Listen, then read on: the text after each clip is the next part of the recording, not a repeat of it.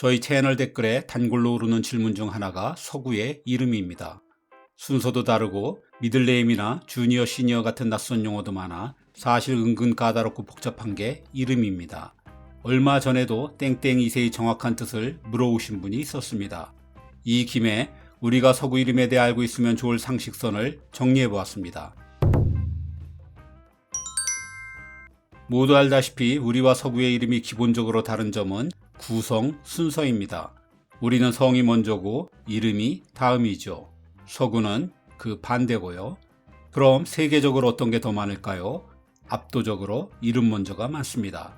미국을 포함해 아메리카 대륙 전체가 그렇고 호주, 뉴질랜드 같은 오세아니아, 그리고 유럽이 그렇습니다.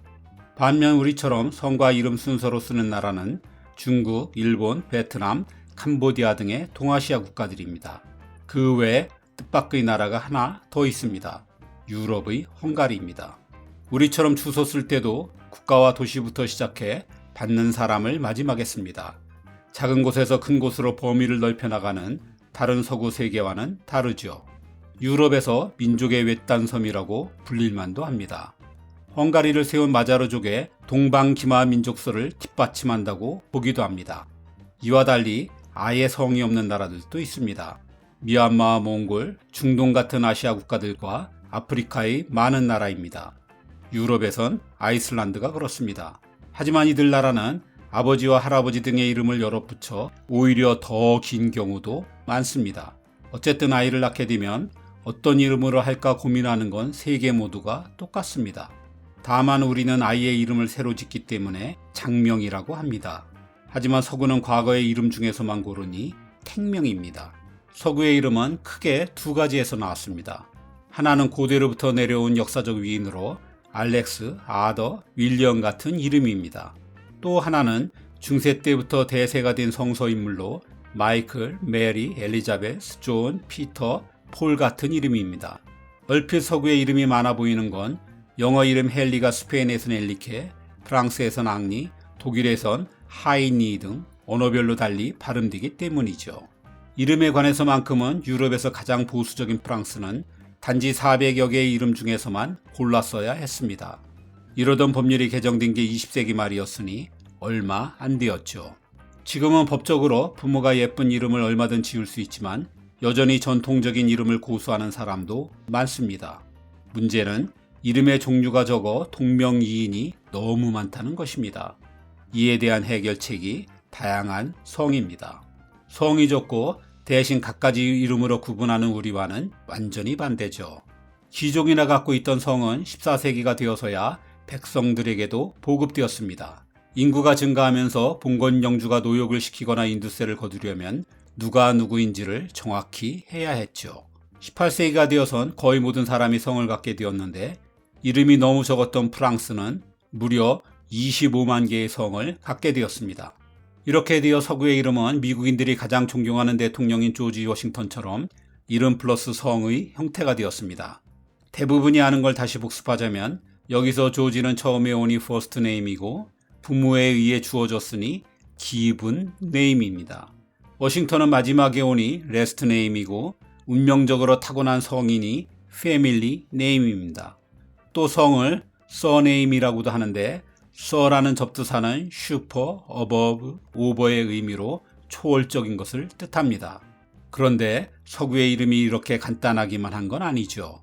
미국 인구의 약 75%가 이름과 성 사이의 두 번째 이름이라 할 미들네임을 갖고 있습니다. 미국 35대 대통령인 존 피츠제럴드 케네디처럼 말입니다. 미들네임을 넣는 이유는 좀 심하게 말하면 제멋대로입니다. 누구는 가족임을 강조하기 위해 할아버지나 할머니의 이름을, 누구는 돈독한 신앙을 위해 세례명을, 누구는 아기가 훌륭한 인물이 되라고 위인의 이름을 넣습니다. 하지만 긴 이름을 다 부르는 건 아무래도 불편하므로 일상에선 안 쓰고 공식적인 법률 문서에서나 사용하게 됩니다. 표기도 대개는 존 F 케네디처럼 첫 글자만 따죠.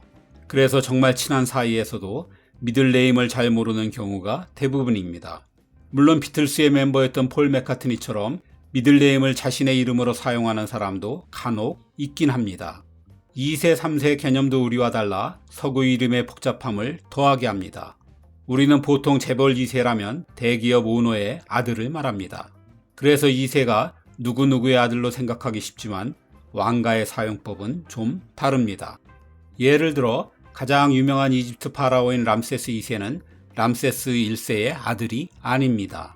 그 왕조내에서 람세스라는 이름을 가진 두 번째 파라오라는 뜻입니다. 아무래도 이름 종류에 제한이 있다 보니 한 가문에 중복되는 이름이 생기기 마련이라 이런 식으로 구분한 것입니다.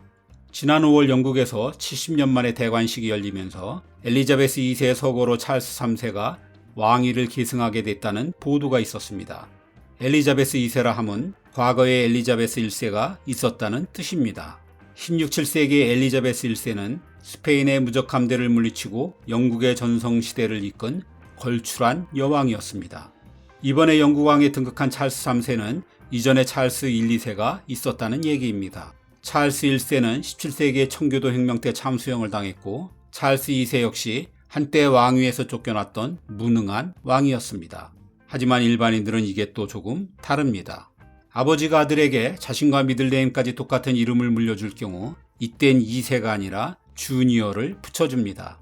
아버지는 시니어가 되죠. 부친의 사후에는 주니어를 생략하기도 하고요. 만약 할아버지 때부터 계속 같은 이름이라면 시니어, 주니어, 3세, 4세, 5세 순서가 됩니다. 꽤 복잡하죠? 이제 이름에 관해서라면 한 가지만 더 알면 될 것 같습니다. 호칭 문제입니다. 잘 아는 것처럼 서구에선 친한 사이라면 그냥 first name으로 부릅니다. 상대를 first name과 last name으로 모두 불러도 괜찮고요. 다만 한 가지 조심할 것은 미스터나 미즈를 쓸 때입니다. 미스터나 미즈 뒤에 성을 붙이면 보통 친하지 않은 공식적인 관계입니다. 그런데 미스터나 미즈 다음에 성이 아닌 이름을 쓴다면 어떻게 될까요? 대개는 이를 불쾌하게 여깁니다. 호칭이 일종의 예의범절이라 일부는 모욕으로 받아들이기도 하니 조심해야 합니다. 상대를 높이기 위해 서를 쓰는 건 나를 낮추는 의미도 있습니다. 특히 동등한 파트너십이 필요한 비즈니스 관계에선 이런 호칭 사용이 과연 적절한가를 좀 더 따져봐야 합니다. 말 나온 김에 우리의 영문 이름에 대해서 개인적으로 못마땅한 점이 하나 있습니다. 요즘 명함을 받아보면 뒷면에 영문 이름이 많습니다. 그런데 아직도 서구처럼 이름 플러스 성의 순서가 꽤 많습니다. 길동, 홍처럼 말입니다. 그런데 이게 맞는 걸까요? 이름을 쓰는 국제표준은 없습니다. 있다면 각국의 언어 문화를 존중하는 게 세계 표준이겠지요. 국제기구인 유네스코도 한국, 중국, 일본인들의 이름은 성 플러스의 이름으로 순서로 쓰고 있고 요즘 많은 세계 언론도 그렇게 하고 있습니다. 우리 정부에서도 영문 이름을 쓸 때 그냥 우리식대로 성 플러스 이름을 쓰도록 권장한 지 10년도 넘었습니다. 국제 기준에 어긋나는 것도 아니니 우리 언어의 정체성을 지키는 게 좋지 않을까 싶습니다.